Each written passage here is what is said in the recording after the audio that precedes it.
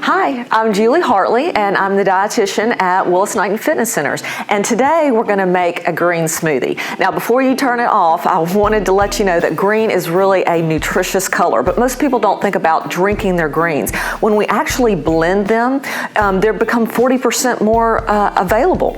And so by blending them, it also makes it not only a nutritious treat, but also very delicious as well too.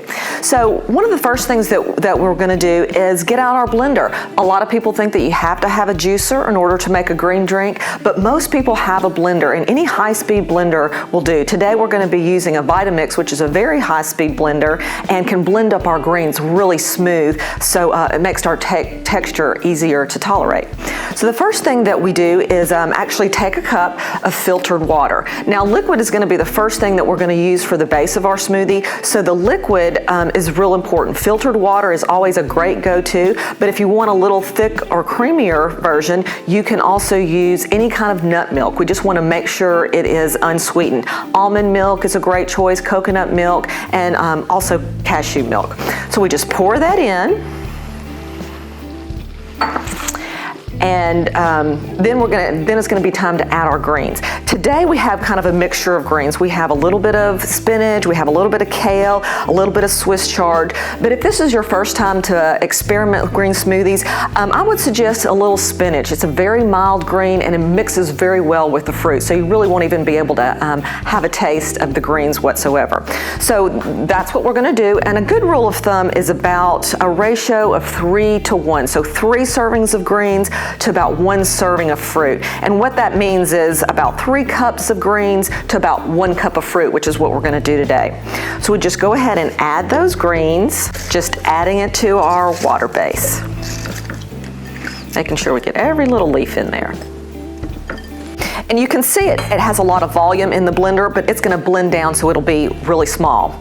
The next thing that we're going to use is our fruit. Again, green smoothies should really meet your preference. We're going to be using a banana and pineapple for our fruit today.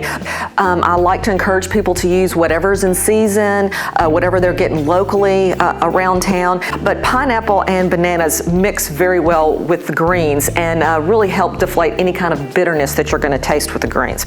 So another thing that I like to do with my fruit, fresh or frozen, is really appropriate. When you use frozen, it gives an extra creaminess to the smoothie. It also is going to make it nice and cool. So we're going to place our banana in. When you're using bananas, they're really full of potassium, and also the pineapples are going to be full of antioxidants. So a great pairing whenever we're going to use the greens. So the next thing that we're going to add is a little bit of fat to our smoothie. And again, a little more greens with an avocado. You can use this, might be left over from last night. So we just scoop out about a half of an avocado if it's small, or more like a couple of tablespoons. And then a next thing that you might not have heard of, but is a true superfood, it's called Chia Seeds. But it is a power-packed little superfood seed. And the reason that it is, it carries lots of nutrition in the form of protein, fiber, and omega-3 fatty acids. So in addition to the avocado, which is a fat, chia is also a little bit of fat. And the reason that we're adding fat to our smoothie is that it increases the absorption of all of our fat-soluble vitamins in there. They also give our smoothie a little bit of a nutty flavor, and they blend up very, very well. So just to kind of recap, we have our liquid, we have our greens, we have our pineapple and fruit, our 3 to 1 ratio, a little bit of added fat for absorption of ingredients. And once you have blended this up and maybe you give it a little taste, if it's not quite sweet enough, another good option is lemons. It really helps marry the flavors of the smoothie together, in addition to cutting any of the bitterness flavor. And then if that doesn't quite do it, if you have a sweet tooth like I do, you can also add a little bit of stevia, which is a sweetener, but make sure that it's pure stevia. And once we have all that in, our last step is to add a little bit of ice. Now this can be optional. If you like your smoothies really, really cold, it makes them taste very delicious, especially if you're not used to having greens. Greens really do taste better when they're super cold. So we just pour this in, and with your high-powered blender, you should be able to blend right through all of that ice. And then we're ready to turn on the blender. So we start actually blending on slow. You don't want to start super high immediately, just to make sure the liquid and the greens blend appropriately, and then we're going to turn it on high for a few seconds to make sure everything blends appropriately. So here we go, we're starting on low. And you can see that volume already coming down.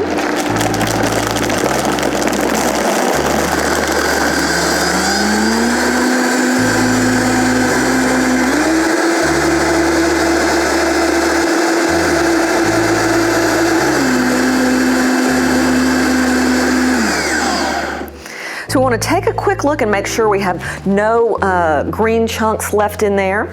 And if it looks good and tastes good to you, and you don't need to add any of that extra sweetener, now we're just going to store it. Preferably, you'd like to drink your smoothie right away. The nutrients, once they're blended, are at their freshest. Once you actually cut into fruits and vegetables, it starts the dying process of the food. So we don't want to store it longer than about 12 hours. But you can use just mason jars. These are a great thing to have around the house for all different kinds of things. But storing your smoothie is a great way. So you want to try to fill it up right to the top.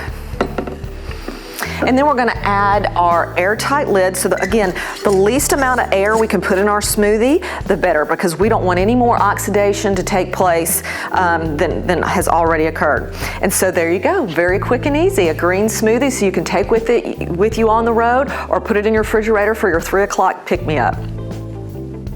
So if you like what we talked about today, any of these wellness tips, come join us at our monthly wellness nutrition seminars. Check out the website for times, dates, and locations. I hope to see you there. And until then, live well.